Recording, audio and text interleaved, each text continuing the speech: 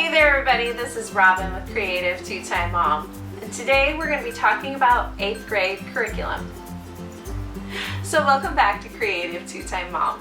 This channel is all about homeschooling, parenthood, and thriving in the day-to-day. And today we are talking about 8th grade curriculum. Now I don't typically do a video like this one because we work with a charter school and we aren't going to get our physical curriculum until the middle of August, just before school starts. But I know some of you are still looking for good ideas for next year, so I thought I would share with you what we have planned. Now, if you watched my 5th grade curriculum picks, I talked about our two main priorities in our homeschool, and that is math and language arts. If the rest of the day is going crazy, those are the two subjects that I try to hit every time. So we'll start with math. If you've been around my channel for any length of time, you know we love Sadler Oxford. This is what we used in 7th grade. My daughter was already doing the Algebra 1 level, and she did really great with it. The problem is we have to make a switch this year, and that is because Sadler Oxford does not go beyond a 8th grade level. They consider Algebra 1 to be 8th grade, and she was doing this in 7th grade.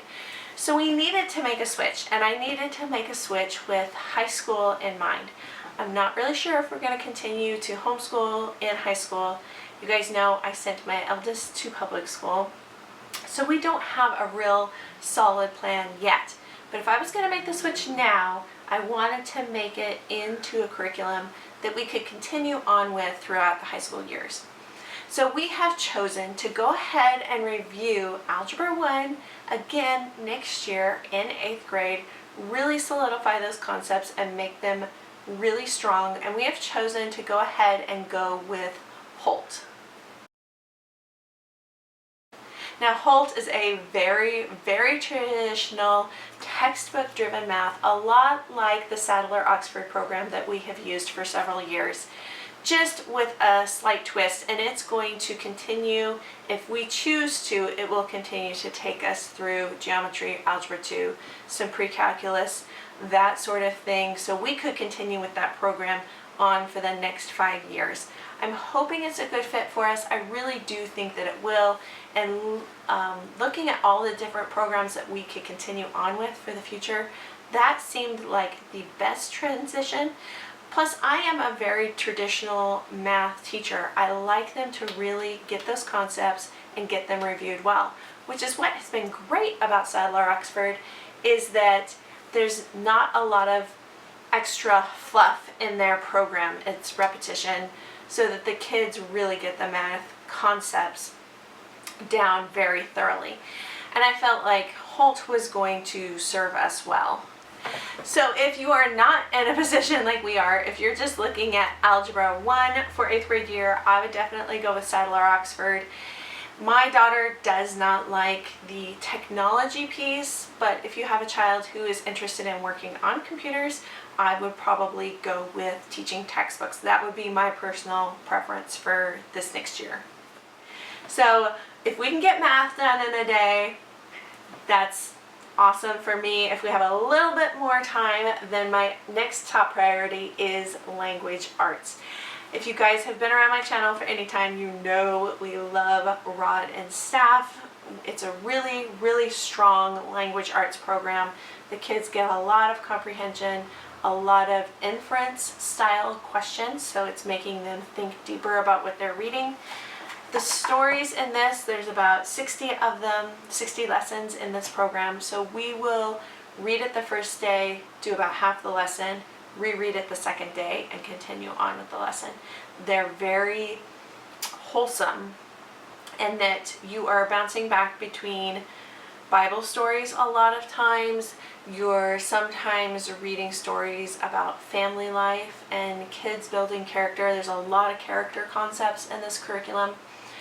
And then we also found in she's going to be in the 9th grade textbook this year, we found in the 8th grade level that there was a lot of nonfiction reading, which I was very surprised. And by using this curriculum, my kids are testing way off the charts with language arts concepts. She's going into 8th grade and she's testing at a 10th or 11th grade level. I really, really love this program. Can't say enough good things about it. My only problem with this is she's in 8th grade, doing the 9th grade, and the program only goes through 10th. So looking again toward high school, I'm not really sure what we're going to find that's going to be as strong as this one. For our grammar, we are also going to be using Rod and Staff, and she's going to be in the 8th grade level.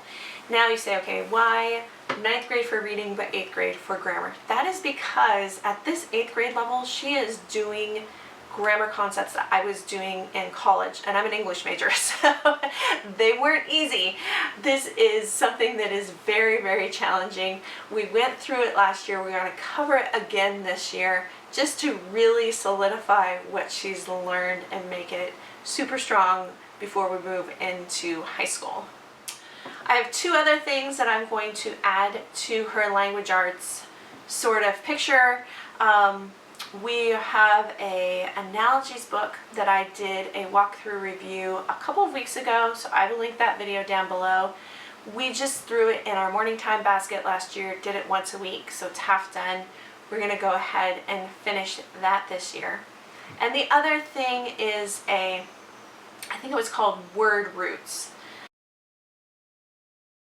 This is just to solidify her decoding skills, which she's actually really good at. But I thought, well, since she's aged out of so much of the spelling, I wanted her to have something along the same lines without necessarily having to memorize a list every week. And so this will help her take apart words, find the prefixes, the suffixes, the root word. We're going to start with the first book, which I think the program runs 5th through 12th grade, so it's a little bit young for her. But because it's something that we have never attempted before, I wanted to see how she did with the lowest level first. For science, we are making a switch this year as well, and we're going to be jumping from Becca to Apologia. This is something that I tossed back and forth for a really long time, but when my older son was home, I would combine them for science, and we worked at his level. So she's already gone through the 8th grade level of the Abeka, and that's the farthest that program goes. The other thing is sometimes kids will pick up on new concepts each time, but for her, I found that in reviewing the 7th grade this year, she knew all of it.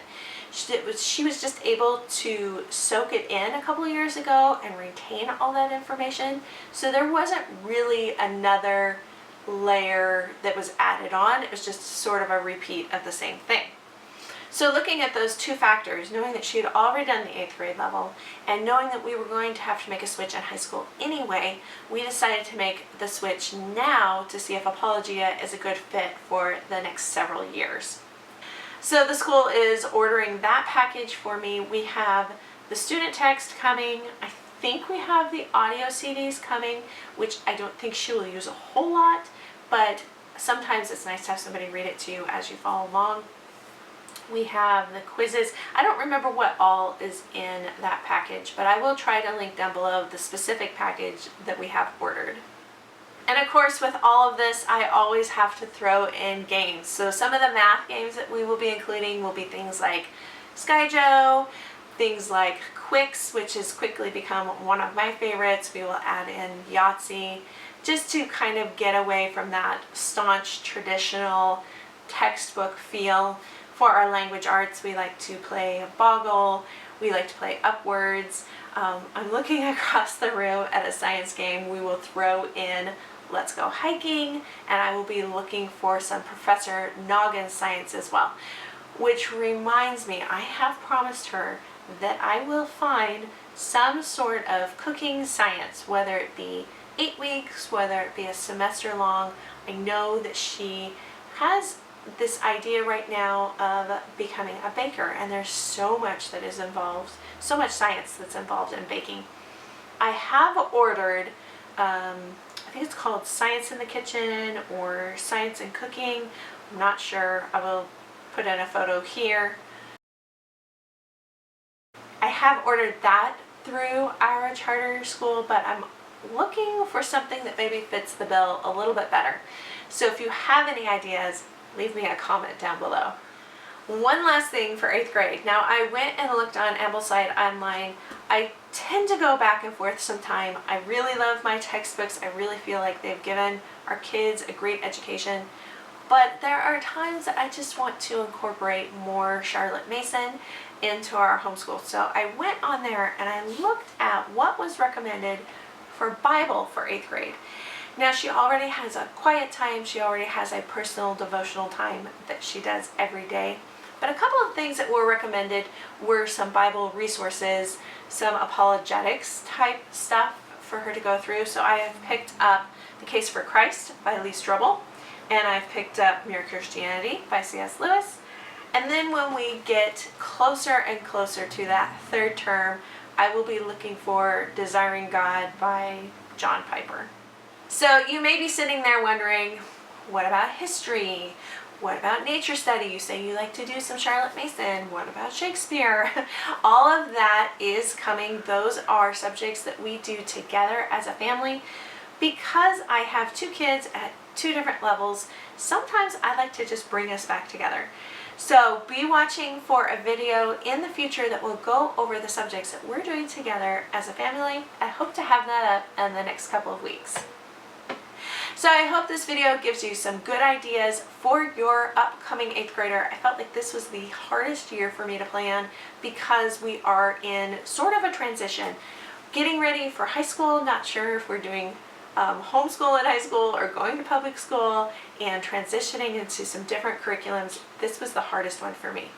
So I'm hoping if you have an 8th grader, or if you've had an 8th grader in the past, that you will leave me a comment down below letting me know some of the curriculum that you are planning for the future.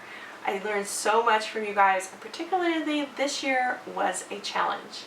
I hope you guys enjoyed this video. Don't forget to hit the subscription button down below, and we'll see you next time. Bye guys.